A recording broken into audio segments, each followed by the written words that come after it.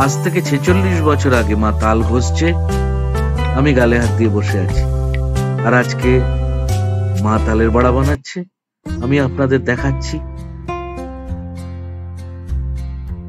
জন্মাষ্টমী আসছে, ঠাকুরের জন্মদিন আসছে, সবকিছুতেই তালের বড়া কিন্তু অপরিহার্য। এবং দেওঘরে তালের বড়ার চল খুব। দেখুন প্রথমে তালটা কিভাবে ছাড়িয়ে নিতে হবে, তালের খোসাগুলো।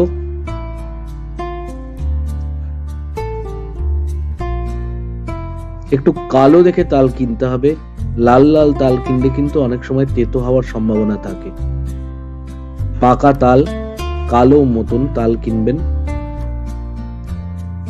দেখুন তালটি একেবারে রসে টইটম্বুর হওয়া তাল, ভালোভাবে পেকে গেছে। এটাকে ঘষে নিতে হবে, একটু চেপে ঘষবেন, তাতে পুরো রসটাই কিন্তু বেরিয়ে আসবে।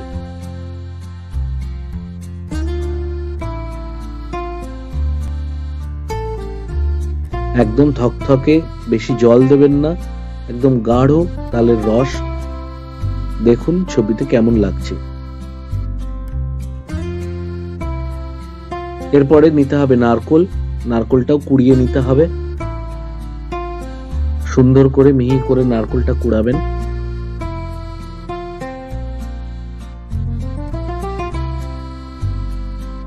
এক জায়গায় একটি ডিশে জড়ো করে রাখুন।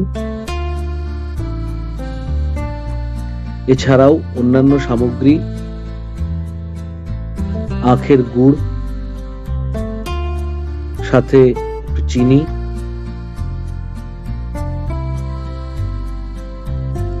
এরপর কয়েকটি কলা ভালো করে চটকে নিতে হবে। কলা চটকানোর পরে নারকেলটা তার ভিতরে দিয়ে দিন। নারকেল কলা একসঙ্গে খুব ভালো করে মাখুন। এরপরে তার ভিতরে দিন আটা। অনেকে চালের গুঁড়ো দেন, চালের গুঁড়ো আমরা এখানে ব্যবহার করছি না। এরপর দিতে হবে তাল, যতটা পরিমাণ কলা আটা দিয়েছেন সেই পরিমাণ বুঝে তাল দিয়ে দিন। আখের গুড় পরিমাণ মতো দিন, যেমনটা মিষ্টি আপনারা খাবেন, কারণ চিনি এতে দিতেই হবে। চিনি না দিলে ঠিক মচমচে হবে না। নরম হয়ে গেলে কিন্তু তালের বড়া খাবার যে আনন্দ, সেটা কিন্তু উপভোগ করা যাবে না।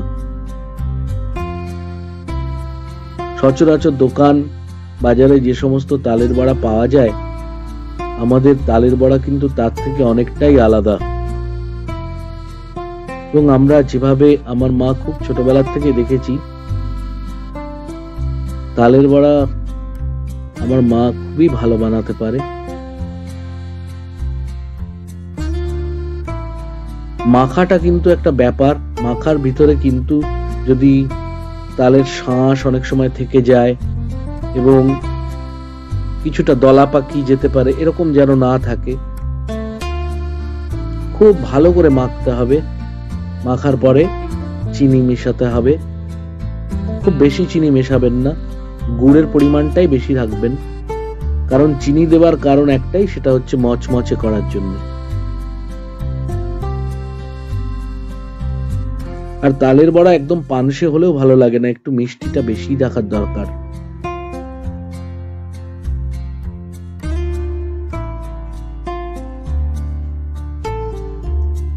খুব সুন্দরভাবে মাখা হয়ে গেছে। এবার কড়াইয়ে তেলটা গরম করে নিতে হবে। খুব সহজ ব্যাপার, কিন্তু একটু ধৈর্য ধরে, একটু কেয়ার নিয়ে কাজগুলো করতে হবে।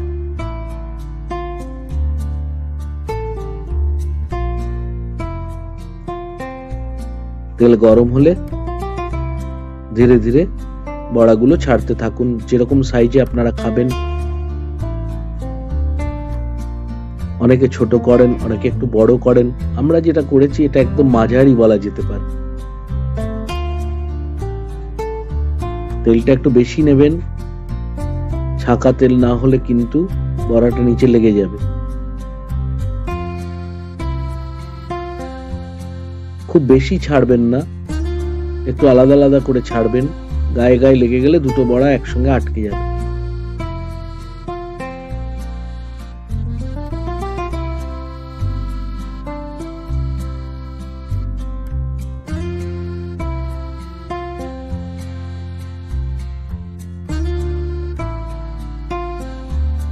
এরপর ধীরে ধীরে একটু খুন্তি দিয়ে বড়াগুলোর নিচটা একটু হালকা করে চাপ দিলে দেখবেন বড়াগুলো উঠে যাচ্ছে।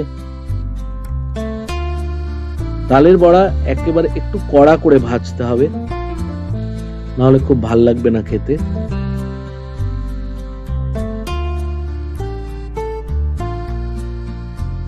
দেখা যায় বানানোর পরের দিন তালের বড়া বেশি ভালো লাগে খেতে, ঠান্ডা হয়ে গেলে আরো বেশি ভালো টেস্ট হয়। দেখুন কিরকম ভাজা হয়েছে, দারুণ দেখতে লাগছে। মা আস্তে আস্তে তুলে নিচ্ছে। সুন্দর তৈরি হয়ে গেছে আমাদের তালের বড়া, দেখতেও অপূর্ব হয়েছে, স্বাদটা আপনাদের বোঝানো মুশকিল। এভাবে বানিয়ে নিন, সবাই ভালো থাকুন। জয় গুরু।